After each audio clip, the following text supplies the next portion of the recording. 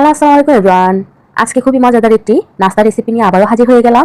আশা করি প্রতিদিনের মতো আজকের ভিডিওটা আপনাদের কাছে খুবই ভালো লাগবে। এই মজাদার নাস্তাটা কিভাবে বাসায় খুব সহজে বানাবেন সেটাই আজকে শেয়ার করব। আশা করি পুরো ভিডিও জুড়ে আমার সাথেই থাকবেন। তাহলে কথা না বাড়িয়ে চলুন রেসিপির দিকে চলে যাই। এত মজাদার নাস্তা কিন্তু আপনারা কয়েক মিনিটেই বানিয়ে নিতে পারবেন এই রেসিপি ফলো করে। তাহলে চলুন কিভাবে বানাবেন এক নজর দেখে নিই। প্রথমে একটা মিক্সিং বলে নিয়ে নিচ্ছি 2 কাপ ময়দা। এখানে 1 ফুড কাপ দিয়ে দিলাম চিনি, 2 টেবিল চামচ দিয়ে দিলাম গুঁড়ো দুধ, ইস্ট দিয়ে দিলাম 1 টেবিল চামচ, লবণ দিয়ে দিলাম স্বাদ মতো। একটি ডিম আমি ভেঙে দিয়ে দিচ্ছি। আচ্ছা, এটাকে একটু ডলে ডলে মেখে নিতে হবে। মেখে নেওয়া হয়ে গেলে এখানে আমি 2 টেবিল চামচ রান্নার তেল ইউজ করব। আচ্ছা, এখানে আমি 3/4 কাপের মতো পানি নিয়ে নিলাম। আর এটাকে দিয়ে আমি নরম একটা ডো বানিয়ে নিব।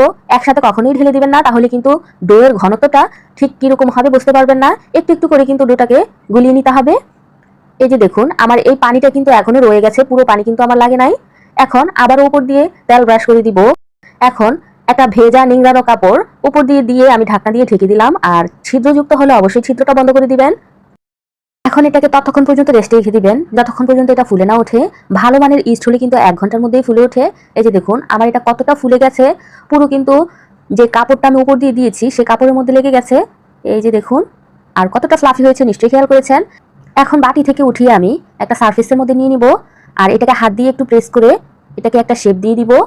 এখন একটা কাটার দিয়ে লম্বা লম্বা করে চিকন চিকন করে কেটে নিতে হবে। আমার লেচিগুলো কিন্তু এরকম মোটা হয়েছে। এখন সারফেসের মধ্যে রেখে হাত দিয়ে একটু রাউন্ড রাউন্ড করে ঘুরিয়ে নিলে দেখবেন এগুলা সুতার মতো লম্বা হয়ে গেছে। এখন একটা বেকিং পেপার নিয়ে নিতে হবে। আর যাদের কাছে বেকিং পেপার নাই, আমার মতো কিন্তু কাগজের মধ্যে যে লেখালেখির কাগজ পাওয়া যায় ওই কাগজের মধ্যে একটু তেল ব্রাশ করে দিবেন। এখন দেখেন কিভাবে আমি পেস্টটা দিয়ে দিলাম। এটা বলে বোঝানোর মতো কিছুই নেই, আপনারা দেখলেই বুঝতে পারবেন।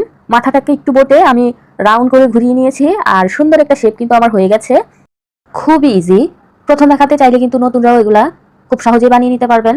শুধু বানানোর প্রসেসিংটা একটু মনোযোগ দিয়ে দেখবেন, তাহলেই হবে।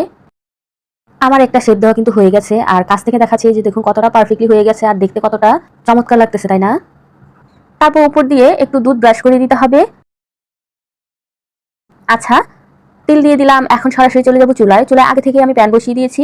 মিডিয়াম আছে, মিডিয়াম গরম করে আমি কিন্তু নাস্তা 2টা আমি দিয়ে দিলাম। বড় প্যান নিলে কিন্তু আপনারা আরো বেশি করেও একসাথে দিয়ে দিতে পারবেন। যখন দেখবেন নিচ থেকে খুব সুন্দর একটা গোল্ডেন ব্রাউন কালার চলে আসছে তখন এটাকে উল্টিয়ে দিতে হবে। আর এই যে পেপারটা, এটাকে কিন্তু ইজিলি টান দিলেই উঠে আসবে, এটা ভয় পাওয়ার কিছুই নেই। আমি উঠিয়ে নিলাম। এখন উল্টে পাল্টে গোল্ডেন ব্রাউন করে ভেজে নিয়ে কিন্তু আমাদের নাস্তাটা একেবারেই রেডি। খুব সুন্দর একটা কালার আসছে, তাই না? একে একে আরও আমি সবগুলাই ভেজে নিব।